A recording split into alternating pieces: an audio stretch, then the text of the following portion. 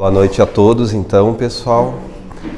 Eu rogo neste momento a Maria de Nazaré, aos espíritos amigos, que possam nos aconselhar, nos conduzir naquelas reflexões tão profundas e tão delicadas que somos convidados a ter quando abordamos um tema que nos é da importância da vida de todos.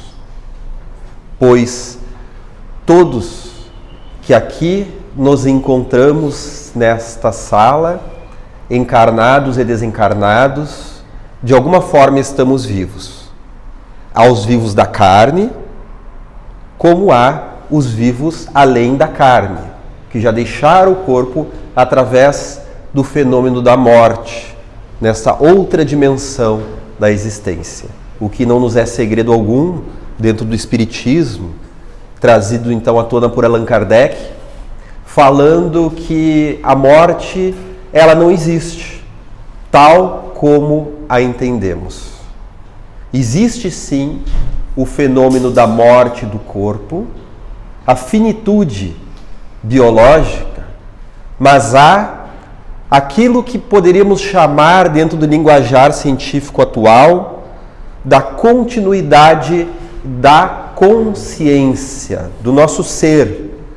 Porque através do movimento do desencarne, do desencarnar, nós continuamos vivos, rumando então para um novo estado da matéria, pelo qual nós daremos continuidade àquilo que aprendemos aqui na Terra, porém de uma forma diferente. Se nós continuamos vivos, então, no plano espiritual, se depois de viver até os 20, até os 40, 60, 80 anos, e passar por um processo de uma morte matada ou morte morrida, como se diz, de agoniar com câncer ou com assassinato, ou então morrer, como se diz, morreu como um passarinho, foi dormir, teve ali uma determinada complicação cardíaca e deixou a vida sem sentir nada. Se a vida continua, por que tememos tanto a morte? E temos uma outra pergunta junto dessa. Por que vivemos? Por que então vir aqui, à Terra? Por que passar anos vinculados a um corpo físico, aonde o espírito está momentaneamente trancafiado, como é dito no livro O Evangelho segundo o Espiritismo? Pois o espírito na carne, ele está como um prisioneiro da matéria.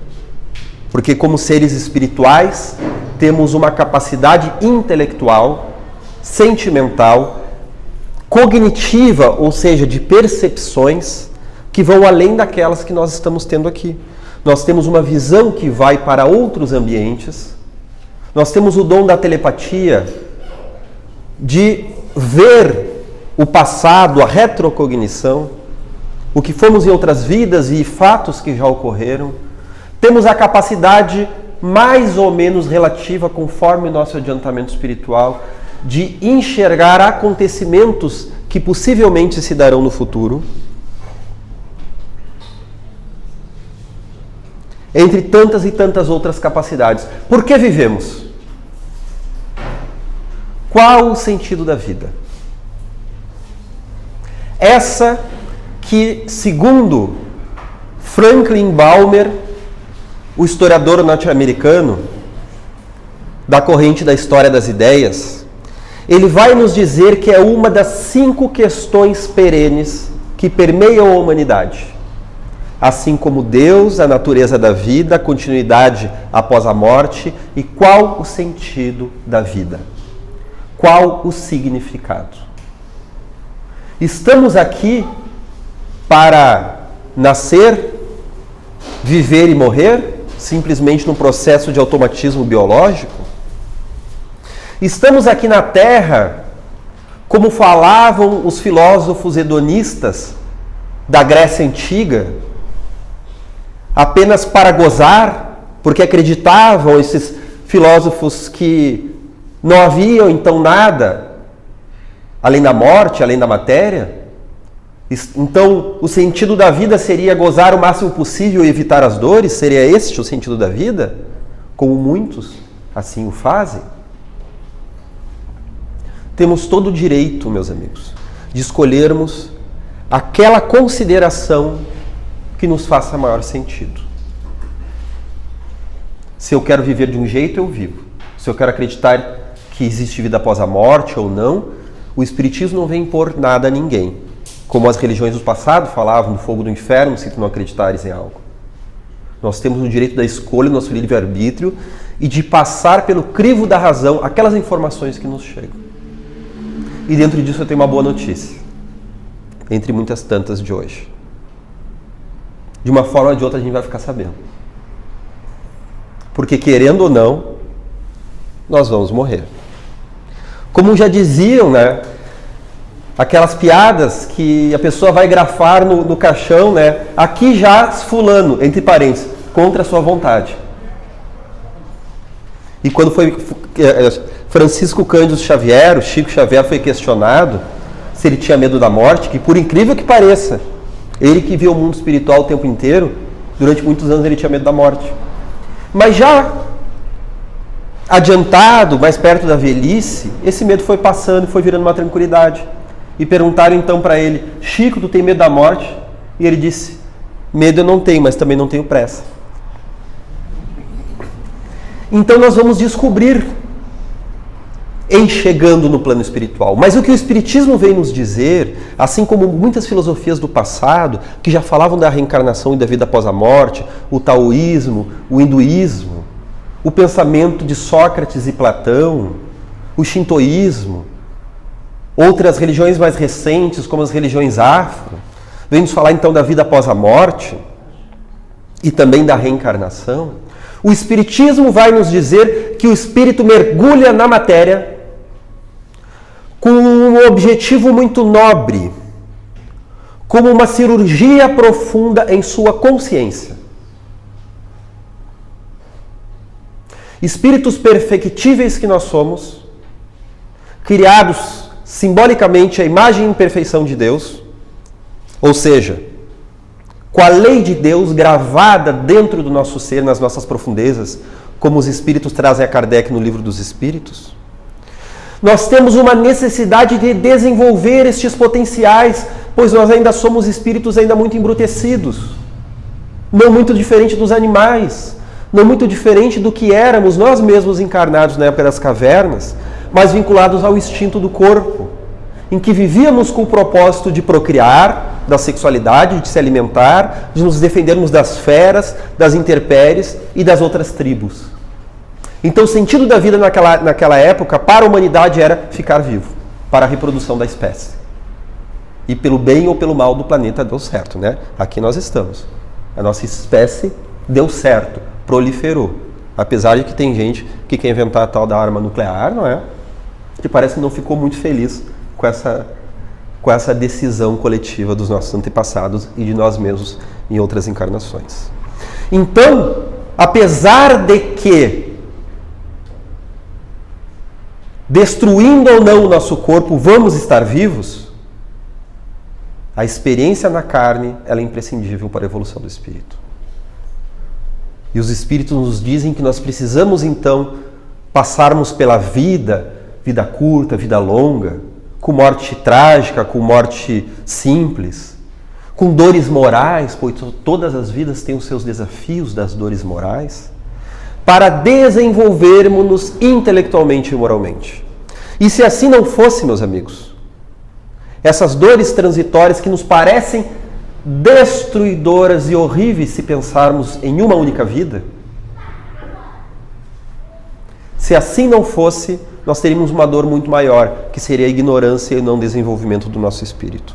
Isso sim dói. Pois lidamos na psicologia muitas vezes com pessoas que passam por traumas terríveis.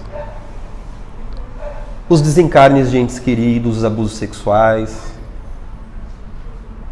as dores do corpo, a perda de um pedaço do corpo, os traumas psicológicos, os abandonos do pai e da mãe na infância, um suicídio de um ente querido. Porém, através da trajetória do espírito, nós teremos tantas e tantas encarnações que esta dor, ela muda de significado. Porque se nós pensarmos apenas numa vida, um ato hediondo, ele marca a nossa existência. Mas se nós pensarmos de uma visão imortalista, aquilo dói. Mas a própria vida e a própria reencarnação vai nos levando a um processo que em psicologia nós chamamos de relativização, em que nós relativizamos o significado que aquilo nos teve na nossa vida e que abre espaço para um outro conceito, um segundo, chamado ressignificação. Ou seja, doeu. Realmente eu perdi um pai, eu tive um suicídio na família, eu tive um irmão que desencarnou, como eu tive um irmão mais novo que eu que desencarnou, que lidou com uma doença a vida inteira, uma doença terminal, né? A vida inteira, incapacitante, né? E nós tivemos o prazer de suportar as dores junto com ele e crescermos junto com ele, né? Até o momento que ele nos abandonou. Tivemos tantas e tantas dores e a psicologia do espírito, não estamos só falando da psicologia acadêmica e do consultório, mas a psicologia da reencarnação vai nos auxiliar a ressignificar o que passamos. Não é tirar da nossa memória que a gente passou por algo muito difícil, mas é mudar o significado. Então, se eu passei um bullying na minha infância e eu introjetei que eu não sou ninguém, e eu introjetei que eu não tenho valor, e que eu devo ser um Bill Gates da vida para ser valorizado, então está me levando a uma espécie de duplo sentimento, um sentimento ambíguo, em que eu me sinto rejeitado pela sociedade, mas ao mesmo tempo vem um orgulho muito forte, então eu tenho que me valorizar no trabalho, eu tenho que me destacar, eu tenho que ser alguém esmagadoramente destacável, tenho que ser um hiperpresidente com o botão num dedo, com o botão na bomba nuclear, tenho que ser um grande economista, tenho que ser um rei do esporte, talvez, me levando ao orgulho, acreditando então que para mim lutar contra essa desvalia eu tenho que ser muita coisa. Melhor do que ficar preso nesse duplo conflito psicológico de desvalia e orgulho desmedido, é eu entender que sim, doeu, mas aquilo foi uma experiência de aprendizado para o meu espírito, que talvez já tenha sido arrogante em outra vida, que talvez achava que podia passar por cima de todo mundo. E hoje eu entendo que aquilo eu precisava passar, mas é uma inverdade. Eu não sou aquilo que eu fui chamado, porque os meus amiguinhos, os meus colegas, os meus inimigos do passado também não compreendiam. E eu vou tendo um novo significado para a minha vida. Então agora eu sou pai, eu sou mãe, eu sou um trabalhador, eu sou um amigo, eu posso alcançar uma palavra de amor a alguém, eu posso ser convidado a caçoar e fazer bullying de uma pessoa, mas daí na hora eu vou me lembrar que eu já passei por isso, então essa ressignificação vai me dar recurso psicológico para agir diferente do mal-estar coletivo e compreender aquele que sofre. E através da ressignificação nós vamos chegando no terceiro elemento da psicologia, que se chama resiliência. Resiliência é um termo que vem da física, de um material que ele, apesar de sofrer impacto, ele retorna às condições originais e às vezes pode até ficar melhor. Como existem as borrachas resilientes, que tu puxa, estica, faz de tudo e elas retornam, elas não se desgastam. Demoram para se desgastar. Ou então, como na psicologia acontece, e o espiritismo já falava isso antes da psicologia, que o espírito se torna mais forte. E em termos, então, de suicídio, nesta palestra que sabemos ser a quarta ou quinta, né, de um projeto em que esse tema já foi debatido, em que já foi falado aqui sobre vários aspectos psicológicos, espirituais do suicídio, aqui agora estamos centrando no significado da vida. Nós temos o livre-arbítrio de tirar a nossa vida, ou de fazer outras coisas, de usar o álcool, as drogas, cair numa sexolatria, na maledicência, na violência contra mim ou contra o outro, entre tantos equívocos. Porém, existe uma lei de ação e reação. Pois, na maioria das vezes, como nos é trazido na série A Vida no Mundo Espiritual, através das palavras do Espírito André Luiz, nós rogamos no plano espiritual para estarmos encarnados aqui na Terra. Porque agora que eu estou dando palestra aqui, eu estou alimentado, eu fiz um lanche em casa. Mas se eu ficar 2 dias sem comer, o meu corpo vai me dar um sinal horrível de que eu preciso de alimento. Dor no estômago, dor de cabeça, tontura, eu preciso beber água, eu preciso dormir, são as necessidades do corpo. Existem as necessidades da alma, mais profundas. E quando estamos no mundo espiritual, muitas das vezes, nós sentimos no âmago do nosso ser com maior clareza do que aqui na Terra, porque lá o nosso espírito está mais livre. De que eu preciso rumar para aquelas questões que eu não soube resolver em vidas passadas. Se numa vida passada eu humilhei alguém, hoje eu entendo aquela pessoa e eu preciso acolher, eu tenho uma necessidade de perdão. Eu preciso suportar, então eu vou reencarnar com aquela pessoa que eu atrapalhei numa vida passada. E talvez seja um filho, um pai. Se for um pai, por exemplo, ele vai me humilhar na minha infância. Mas o meu espírito precisa suportar isso porque nós temos condições espirituais avantajadas que ainda desconhecemos como espíritos. Não estamos só falando dos nossos karmas de vidas passadas. Estamos falando dos nossos potenciais que ainda no nosso estágio, ainda muito pouco desenvolvido do mundo de provas e expiações, de potenciais que ainda pouco conhecemos. O nosso amor é um amor ainda muito bruto, é o amor da posse, é o amor do contato sexual acima de tudo. Sabemos que o sexo é uma conexão muito linda, maravilhosa, mas até isso nós acabamos nos perturbando com essa força da vida. Nós ainda não sabemos amar sem possuir, amar sem ser compreendidos, amar sem ser correspondidos. Estamos aprendendo aos pouquinhos e vamos guardando essas sementinhas dentro de nós. Mas como nós temos ainda uma visão muito primitiva da vida, ainda não utilizamos ainda a nossa vasta capacidade espiritual que vamos conquistando ao longo de muitas encarnações, existem processos como a depressão, o vazio existencial, a perda de sentido do viver. E o psicólogo norte-americano James Hillman, apesar de ser um pouco negativista, mas era um grande gênio da psicologia, ele interpreta o suicídio como uma necessidade psicológica de matar algo dentro de nós. E vamos ter cuidado com isso que eu estou falando, tá? Pelo amor de Deus. Não é tomar um remédio para matar a lombriga. Matar algo dentro de nós, a gente toma, como é que é mesmo o nome do remédio? Aquele remédio que a gente toma para matar a lombriga. Tá, vocês vão fingir que não sabem? Não, Almeida-Prado não. Começa com bem alguma coisa. O bendazol, não é esse, não. A gente toma, então matar algo dentro de nós não é matar a lombriga, tá? É simbólico, é psicológico. É matar um padrão psicológico, que já caducou, que nos auxiliou até agora, mas agora está nos atrapalhando. Em psicologia, matar, cuidado, tá? Em psicologia, matar um padrão psicológico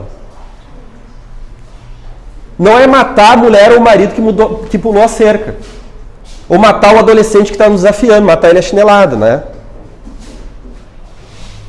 Em psicologia, matar um padrão psicológico significa transformação. Até nos sonhos. Às vezes nós sonhamos que morremos ou que alguém morre na família e graças a Deus é um sonho simbólico. É um sonho que está falando de um padrão dentro de nós que ele está morrendo para se transformar. Uma vez tinha um padrão infantil meu que estava me incomodando e eu sonhei que tinha um velho e um menino. E o menino estava cheio de necessidades.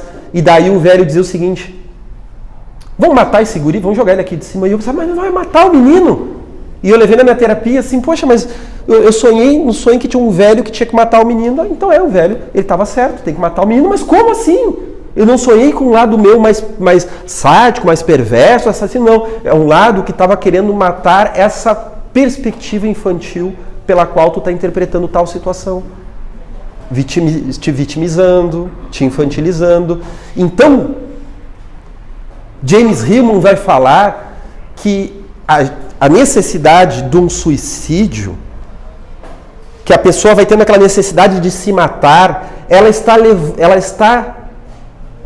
na verdade, levando para um pensamento concreto e equivocado algo que simbolicamente deveria acontecer. Matar um padrão de vida que já não me ajuda. Um padrão de vida, de visão da vida. Transformar este padrão. Vou usar um exemplo melhor e tudo vai ficar bem no final. Não se preocupe. Tá?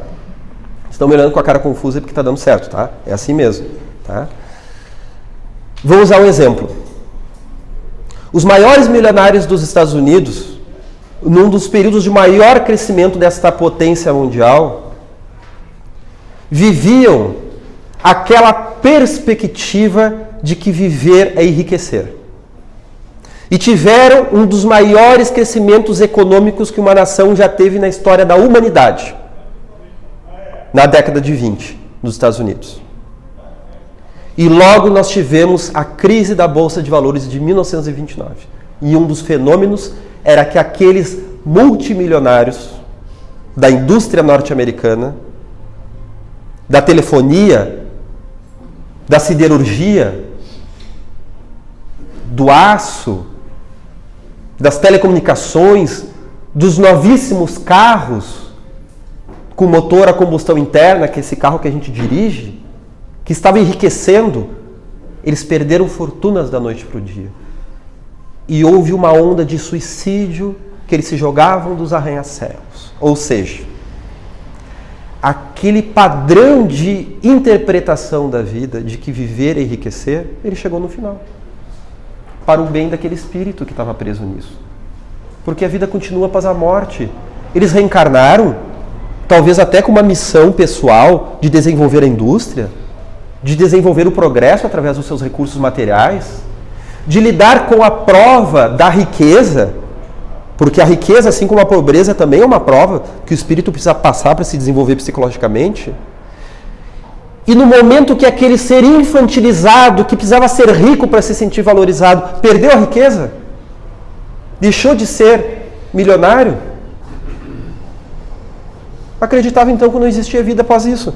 Porque um dos fenômenos do suicida, da pessoa que tem tendências suicidas, é o pensamento drástico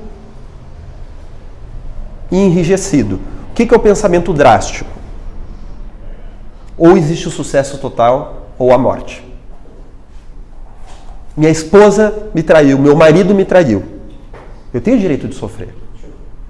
Mas existe um pensamento drástico de que ou a pessoa é fiel ao matrimônio, ou então não existe.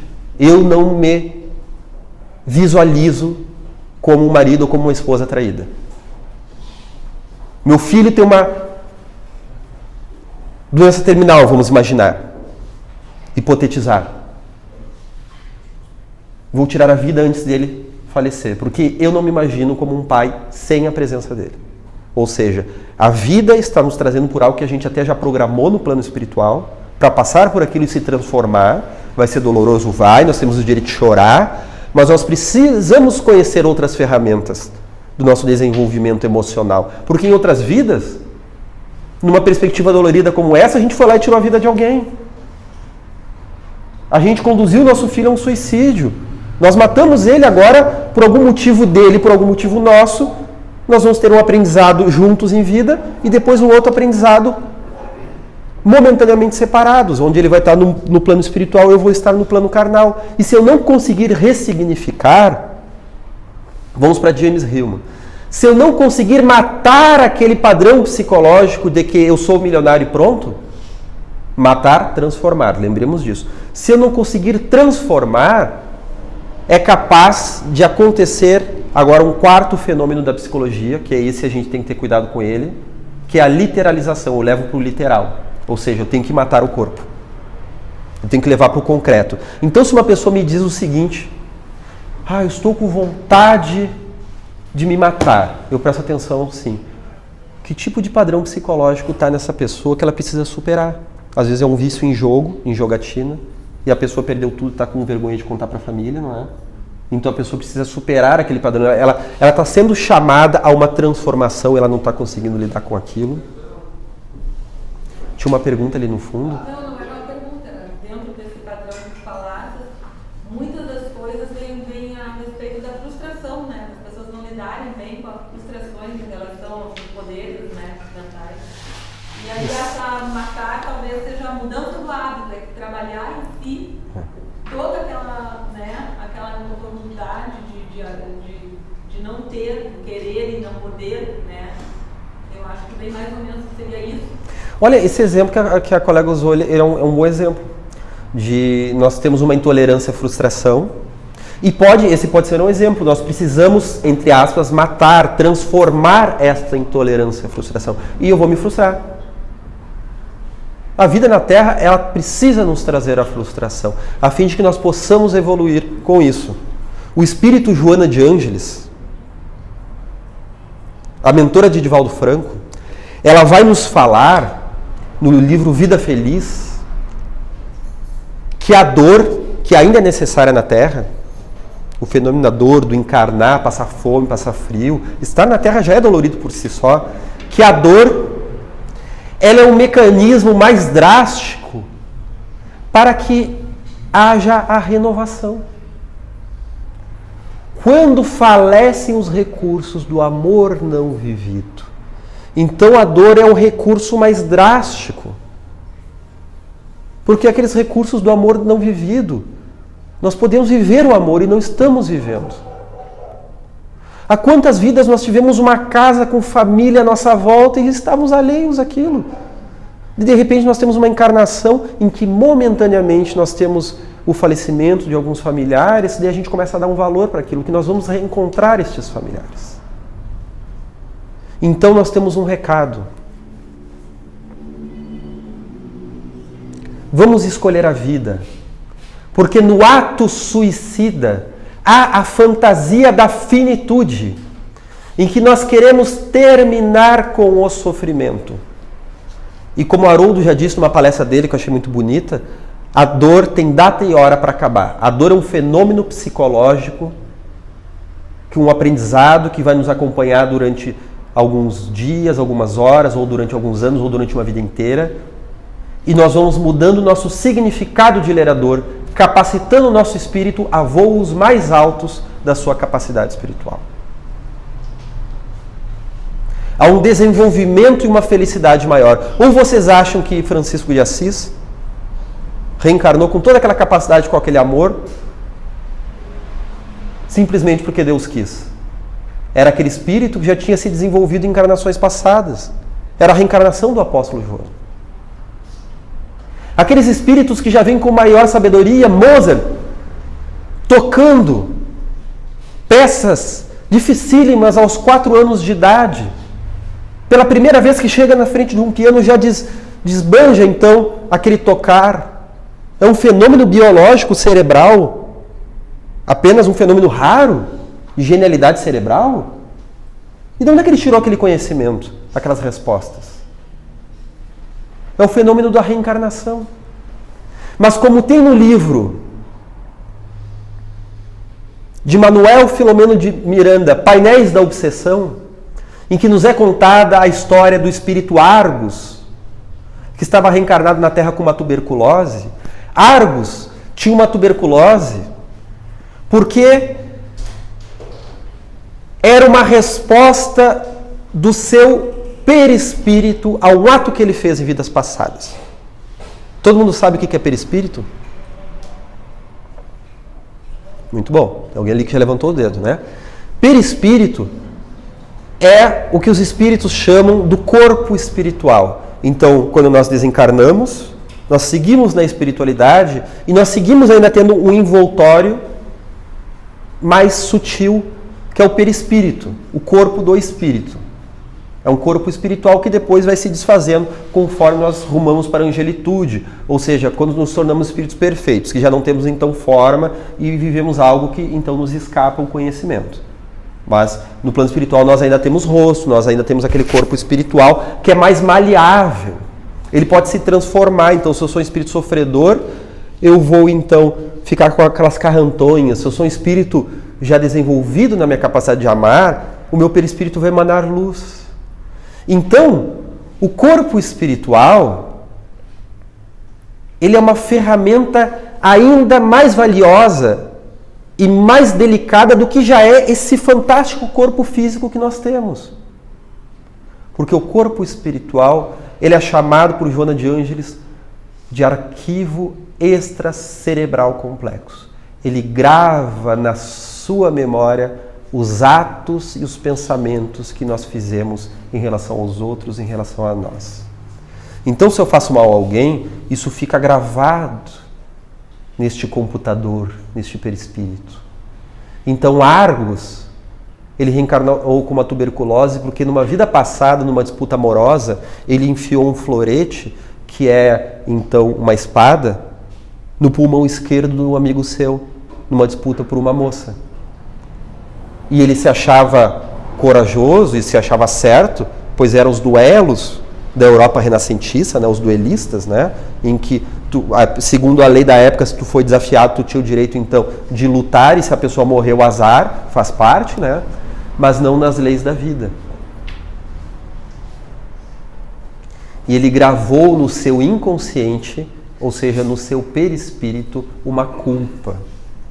E o seu perispírito depois, quando ele veio renascer na Terra, transformou essa culpa, simbolizou ela numa tuberculose que ele precisava suportar para então seguir depois mais leve, mais evoluído. Mas não é um processo masoquista. Eu vou suportar, eu vou sofrer, eu vou chorar, isso vai me fazer evoluído. Mas eu vou transformar profundamente aquela minha agressividade que eu joguei no outro e também fiz contra mim, eu vou transformar numa dor momentânea e eu lidando com aquela tuberculose, eu me amando, eu chorando, eu pedindo perdão a Deus, eu perguntando por que aquilo aconteceu, eu amando os outros tuberculosos, eu começo a valorizar a vida e eu consigo evoluir para todo o sempre. É uma tuberculose de uma encarnação, que se bem vivida vai para todo sempre. E no suicídio nós temos esses dois fenômenos. Nós temos esses dois fenômenos. O suicida, meus amigos, diferente de alguém que desencarna num acidente de trânsito, que passa por um ataque cardíaco, que desencarna por N motivos, que não foi da sua vontade, o suicida, ele se atinge com a sua consciência. Então, por mais que os mentores queiram lhe tirar do corpo, olha, vamos para uma colônia, vamos para o nosso lar, por mais que os mentores queiram lhe socorrer, ele criou dentro de si um ato que momentaneamente fica fortemente gravado naquilo que o espírito Camilo, no livro Memórias de um Suicida, psicografado por Ivone Pereira, vai chamar de traumatismo psíquico. Ou traumatismo espiritual. É como se fosse um trauma, uma quebra. A gente pode traumatizar um braço, né? Quebrar um osso. Aí é um traumatismo psicológico. Em que ele fica enclausurado num pensamento que não cessa. De autoagressão. Então o seu perispírito fica machucado e ele vai sentir as dores do ato no mundo espiritual. Você já deve ter ouvido falar sobre isso, muitas vezes. Os outros palestrantes, eu imagino que de uma forma ou de outra devem ter tocado neste ponto, né? Que o suicida, ele segue sentindo, essa é a parte mais pesada da palestra, né? Mais chata, que a gente se assusta um pouco, não é? O suicida, meus amigos, ele segue sentindo as dores do ato, da autoagressão. Como o espírito Camilo deu um tiro em si mesmo, no próprio ouvido. E ele segue sentindo as dores. Ele, que era um grande poeta do século XIX, português, o primeiro poeta da língua portuguesa a viver do salário dos livros, do ganho dos livros, os outros viviam de outras coisas. O primeiro da língua portuguesa, ele passou por uma cegueira. E ele não soube suportar a prova. Então ele deu um tiro em si. E gravou no seu perispírito aquela dor que ele segue revivendo enquanto ele não mudar a perspectiva, porque o suicida, ele desencarna de forma tormentosa. Então era para ele viver ainda mais 5, 10, 20, 30 anos a mais na Terra, mas ele quis interromper essa encarnação que nós pedimos para ter, este mergulho na carne. E através deste ato hediondo, deste crime contra si mesmo e contra as leis da vida, que impacta os familiares, que é um ato de agressão também aos outros, porque muitas vezes o suicida, ele se mata para agredir alguém. Minha esposa me traiu, meu pai foi um mau pai, a minha família não me compreende, agora eles vão me compreender. É uma vingança psicológica. É uma forma de matar a sociedade dentro de nós. Às vezes nós introjetamos a sociedade, né? Eu tenho que ser um bom trabalhador, meu chefe vai me cobrar, e a gente vai transformando uma culpa, então a gente tem aquela voz interna, foi internalizado psicologicamente de uma voz da sociedade, né? Nem é meu chefe de verdade, é eu que imagino. O chefe daqui a pouco até é querido, né? Ou pode ser um chato de galocha, também não importa, mas eu internalizei. Uma vez eu tinha um chefe, quando eu era professor de história, que ele falava assim comigo, assim, Alexandre, pois tu vai na minha sala que eu preciso conversar uma coisa contigo, tá? Dá ali uma passada rapidinho. Tu já ia assim, pá, o que aconteceu? Tomar uma bronca, né? É um assunto ali que eu preciso falar contigo, uma coisa, tá? Chegava lá, o que foi? Não, é um dinheiro aqui que eu quero te passar, é um aumento de salário. Eu nunca recebi uma notícia ruim dele, mas todas pareciam que eram ruins, né? Então tu vê como já era algum tipo de culpa internalizada, a gente já vai assim, com o rabo no meio das pernas, né? Mas então muitas vezes o suicida, ele traz dentro de si uma cobrança. Foi meu pai que não me aceitava, que não me compreendia. É alguém que me xingou. Então ele tenta matar a si mesmo como uma forma de vingança, de matar aquela voz interna dentro de si. E o suicida não sabe que num processo kármico, na maioria das vezes, Camilo fala isso, na maioria das vezes, aquela prova que o espírito tem que passar está quase no fim. Está quase no fim. Aquela humilhação, aquele desemprego. Está quase no fim, está no momento mais difícil. Se suportar um pouco mais, vai passar. A coisa vai mudar de perspectiva. A questão vai melhorar. Eu lembro de um paciente meu que uma vez veio me buscar porque ele tinha impulsos suicidas. Eu já comentei esse caso há um ano atrás, quando demos também uma palestra no Setembro Amarelo. Que ele me dizia, Alexandre, eu não quero, mas tem um impulso que me toma. E ele estava sendo naturalmente obsediado. Ele era um médium ostensivo. E ele até sabia disso, ele usava a sua mediunidade no centro de Umbanda, fazendo trabalhos de caridade através da sua mediunidade, mas ele não estava controlando a mediunidade. E os espíritos que estavam se vingando de vidas passadas, porque ele havia degolado algumas pessoas em vidas passadas, muito recente, estavam ali cobrando dele. E ele me pedia ajuda. Mas eu não quero, eu tenho aquela vontade. Então a primeira vez que ele me contatou, ele estava prestes a fazer o ato, eu não conhecia ele, e eu estava de pijama em casa, num domingo, e eu fiquei ali no telefone, fazendo um manejo com ele, no telefone dele disse assim, não, peraí, onde é que tu tá? Me conta. Não, ele disse, eu não vou contar onde é que eu tô. Ele estava com as ferramentas na mão para fazer um ato, né, contra o próprio corpo, e eu sabia que ele ia continuar vivo no plano espiritual, ele ia seguir sofrendo, e ele sabia também, pois ele era médium, só que ele não conseguia controlar o impulso. Então eu convenci ele o seguinte: eu preciso conversar contigo. Então eu vou te encontrar no meu consultório agora de tarde. Agora! E eu não vou te cobrar, não é uma consulta de psicologia. Uma consulta é uma conversa espírita. Eu vou fazer uma caridade, eu não vou te cobrar e eu vou conversar contigo. Eu convenci ele a ir lá. Depois ele passou por uma internação psicológica e psiquiátrica, né, no hospital, por uma medicalização, iniciou um processo de psicoterapia, e eu não cobrei aquele encontro, né, e conseguiu se desvincular da obsessão. Teve um momento que estava tão difícil, o caso dele, que eu trabalhava na desobsessão numa determinada casa espírita e eu botava o nomezinho dele. E a entidade espiritual falou com o dirigente e disse o seguinte: olha, Alexandre, os mentores espirituais estão nos dizendo uma coisa. Que a obsessão que ele está passando está tão forte e ele está com esse impulso tão grande que tu está fazendo o trabalho certo com ele. Mas a espiritualidade está dizendo que vai ser difícil. Existe uma pequena chance de vocês conseguirem aí, tá? Mas vai ser difícil. Então te prepara emocionalmente se algo acontecer, tá? Os mentores estão falando de que tu tá correto, tu tá manejando bem. Mas está muito difícil. Essa pessoa não está se amando. Essa pessoa, ela quer viver. Porque o suicida, no final das contas, ele quer viver.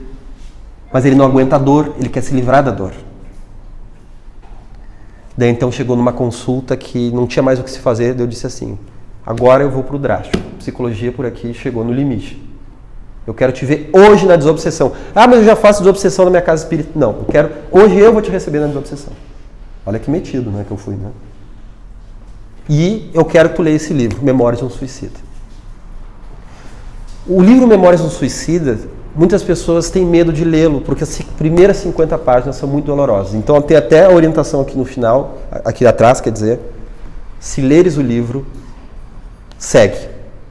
Porque o início é pesado. Ele conta as consequências, esse traumatismo espiritual do suicídio. Em que o suicida, ele fica revendo o ato do suicídio, como se fosse uma auto-hipnose. Os mentores vão ao lado dele e dizem: meu irmão, o que tu está fazendo contigo mesmo? Vem cá, nós queremos te ajudar. Não adianta. Ele está enclausurado dentro de si mesmo. E ele vê o enforcamento o tempo inteiro. Ele fica revendo aquela dor. Ele revê o tiro. Se jogou nos trilhos do trem, ele fica revendo o trem o tempo inteiro naquele traumatismo psíquico. E ele vai sentir, por isso que eu digo que tem partes um pouco pesadas essa palestra. E ele vai sentindo a ligação com o corpo físico que ainda não foi desfeita. Pois tinha ainda muita energia vital ali, que era para ser usada em 1, 2 anos de vida, 10, 20, 30 anos de vida. Num corpo sadio, ou até mesmo num corpo terminal, num câncer. Mas tinha fluido vital para ser vivido, que ainda mantém ele vinculado ao corpo. E o corpo vai sendo carcomido pelos animais, né? Enterrado pelos ratos, pelas baratas, e o espírito vai sentindo aquilo. Aquelas sensações horríveis, não é? E ele está auto-hipnotizado. Então o trabalho com o suicida, que já se suicidou, é um trabalho de oração. Pois não existe fogo do inferno. Céu e inferno, como dizem os espíritos, na verdade são condições psicológicas. Não existe inferno. Pois todo aquele que se equivocou é um espírito imortal. Ele vai sair do equívoco. Ele vai se dar conta de o que ele fez foi um engano, uma precipitação, um impulso, foi mal pensado, e tem o desejo de vida dentro dele, e ele vai se recompor. Houve o desejo da morte, foi um equívoco, havia o desejo da vida. E a oração, meus amigos, é um bálsamo ao suicídio. Então aquela velha história da carrochinha, das religiões antigas, com todo respeito, que também tem o seu papel maravilhoso, tiveram o seu papel histórico, e ainda tem também, que falavam: não vamos fazer missa, não vamos fazer rituais de oração aos suicidas.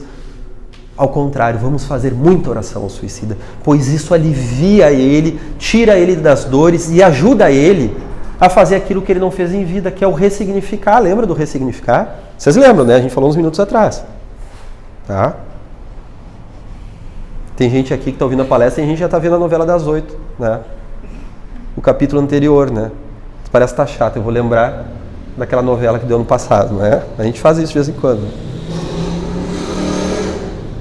Então, a oração vai trazendo para ele uma outra perspectiva através da luz dos espíritos superiores. Porque os espíritos superiores, amigos, eles não são espíritos que só acertaram, eles também já se equivocaram e se já recuperaram. A médium Joana d'Arc, que é uma santa da Igreja Católica, é considerada santa pelo catolicismo, aquela médium que ouvia o espírito de São Luís e de Santa Catarina, aquele espírito maravilhoso, era a reencarnação de Judas, que não só havia traído Jesus, como havia se suicidado no tronco de uma árvore se enforcando. E nos diz o espírito Humberto de Campos que Maria de Nazaré, esse espírito belíssimo, ele vai, assim que deixa o corpo, a primeira coisa que Maria de Nazaré faz, assim que falece o seu corpo, era ir até as regiões tormentosas do plano espiritual, descer as regiões umbralinas, que não é inferno, isso não existe, as regiões tormentosas, para conversar com aquele que levou o seu filho à morte, para conversar com Judas e recebê-lo em seu colo como se fosse um filho. E é ali que se inicia uma instituição na espiritualidade chamada a Legião dos Servos de Maria, que é descrita nesse livro, onde lanceiros hindus, que foram hinduístas, viveram na Índia, aqui na Terra, vão ali resgatar os suicidas até hoje no plano espiritual. E o Espírito Camilo fala disso, pois é fabulosa a transformação de Camilo. Ele fala o seguinte, em 2 momentos, que ele naquela visão tormentosa em vida, cego, não suportando a humilhação do seu orgulho, a cegueira para Camilo tinha um significado: dobrar o orgulho, pois era um grande escritor, mas era orgulhoso. Falava de coisas lindas em alguns momentos e de coisas tormentosas em outros. E ele precisava vencer aquele orgulho ainda em vida para chegar ao plano espiritual mais consciente, mais sábio. E ele não aguentou, não foi? Não foi corajoso, porque o suicídio não é um ato de coragem, infelizmente é um ato de medo da vida, de fuga, não é? E ele diz o seguinte: não pude mais. Faltou-me compreensão para tão grande anomalia. Não compreendi Deus, não compreendi sua lei, não entendi a vida. Uma torrente de confusão insolúvel alagou-me o pensamento aterrado em face da realidade. Só compreendi uma coisa: era que precisava morrer, devia morrer. E quando uma criatura deixa de confiar no seu Deus e Criador, que é um dos fenômenos atuais, né, de perda da confiança em Deus, torna-se desgraçada e é um miserável. Se acha um demônio, é um réprobo. Assim ele se achava, né?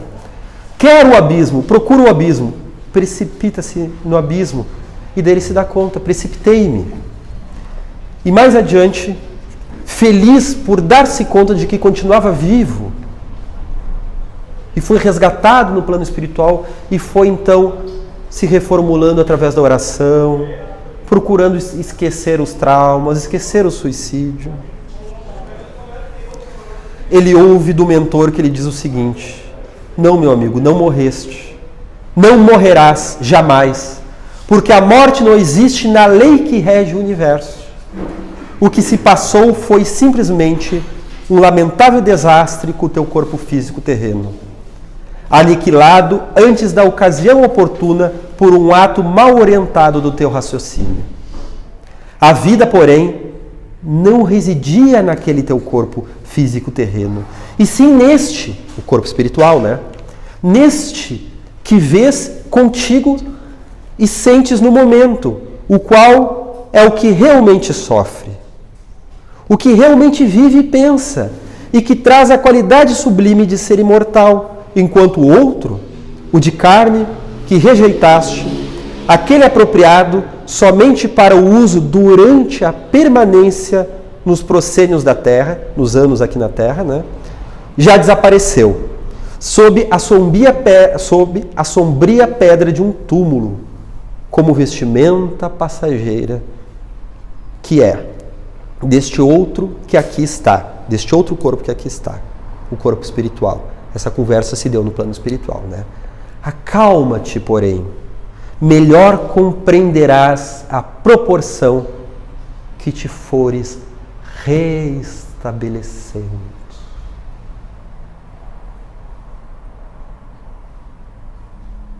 Um autor de um ato hediondo que passou anos na região espiritual inferior, sofrendo, sentindo a dor do tiro que deu em si mesmo. Olha o que ele ouve do mentor superior a ele, um sábio hindu que estava ali na colônia espiritual. Melhor compreenderás a proporção que te fores restabelecendo. A gente se restabelece. Numa mensagem que eu vi essa semana que o Haroldo Dutra Dias botou no seu canal no YouTube, se buscares te matar, tu não vai conseguir. Só vai destruir o corpo. Tu só vai aumentar a dose de sofrimento. E se tu não está suportando uma humilhação moral, coragem, tu vai conseguir. Os mentores estão te ajudando. Os mentores não ajudam só aqueles que conseguem. Os mentores ajudam principalmente quem busca ajuda. Quem quer. A pessoa pode até não estar conseguindo, mas o ato de querer atrai as forças espirituais superiores. Acalma-te. Tu conseguirás. Se fizeres um ato hediondo, só vai destruir o corpo. E terás que reencarnar novamente com uma anomalia física, uma doença, por causa dessa gravação no perispírito, e ainda vai ter que passar de novo pelo mal moral, pela traição, pelo desemprego, pela humilhação, vai ter que acontecer de novo. Porque pode ser muito doloroso, mas dia virá que tu superará isso e vai se tornar uma virtude. E quando o espírito conquista, meus amigos, isso acontece a cada segundo da nossa vida, nos atos simples e nos atos superiores, nas dores maiores. Isso fica gravado para toda a eternidade. A humilhação que a gente perdoa se transforma numa força espiritual que a gente vai ter em todas as nossas futuras encarnações e até quando não precisar mais reencarnar. A humildade, uma sabedoria, uma confiança em Deus acima de tudo. Um amor que vai nos beneficiar, que vai nos levar à plenitude e à alegria, e melhor, vai trazer alegria a quem sofre.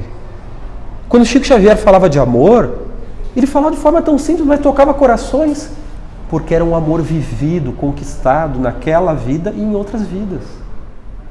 Meus amigos, essas conquistas não se perdem, porque o espírito é um ser imortal. Então nós já estamos na hora de encerrar a nossa palestra. E muito nos felicita, amigos meus, perceber que através da oração, aqueles seres que já sofreram o ato de um suicídio, eles retornam refeitos, eles se reestabelecem, eles contam com as nossas orações. Vejam no filme do Divaldo, a sua irmã, que havia tomado um ácido, apareceu a ele, mostrando, olha como eu estou, então não te mata porque tu vai ficar que nem eu. E depois ela se mostra refeita espiritualmente. Através da oração, através da sua ressignificação psicológica que ela passa no plano espiritual. Há poucos dias atrás, eu tive a oportunidade de enxergar, através de uma mediunidade que me foi emprestada naquele momento, que a minha mediunidade não é grande coisa não, um ente querido que já havia desencarnado através desse ato hediondo. Quando eu percebia ele espiritualmente, geralmente, nos anos anteriores, era tormentoso, era difícil eu suportar a vibração. Através da sensitividade eu sentia as dores dele. E a última vez que eu vim dar uma palestra aqui, no Setembro Amarelo do ano passado, eu entrei no carro e ouvi a voz dele dizer assim, que bobagem, isso que tu falou da vida após a morte, na sua ironia, pois ele estava preso naquele sentimento, naquele pensamento depressivo do suicídio, né? Eu dizia, não, que bobagem nada, tu tá falando comigo, então não é bobagem, não é? Eu estou ouvindo a tua voz, tu é a maior prova. E há poucos dias, este conhecido, uma pessoa, um parente distante, pude surpreendê-lo sorridente. Meus amigos, era o aniversário da sua netinha de 1 ano, que ele não conheceu em vida, pois ele não se deu esse direito. Ele se matou muito antes disso. E quando eu olhei para aqueles parentes, através do olhar espiritual, eu vi ele sendo conduzido pela espiritualidade superior, ele ainda atormentado, um pouco machucado, um pouco com as marcas, mas já feliz porque ele compreendeu que a vida segue e que ele é amado por Deus. Ele olhou para mim e disse, muito obrigado. Pois ele estava sendo beneficiado por Deus. Ele não se permitiu conhecer a menina em vida. Mas na vida após a morte, pelo menos, ele teve essa chance. Depois de muita oração, depois de muitos sofrimentos, que ele não precisava ter passado. Foi uma escolha dele. É o livre-arbítrio. Será que vamos afastar os momentos felizes da nossa vida por causa de um momento muito difícil? Por causa de uma humilhação?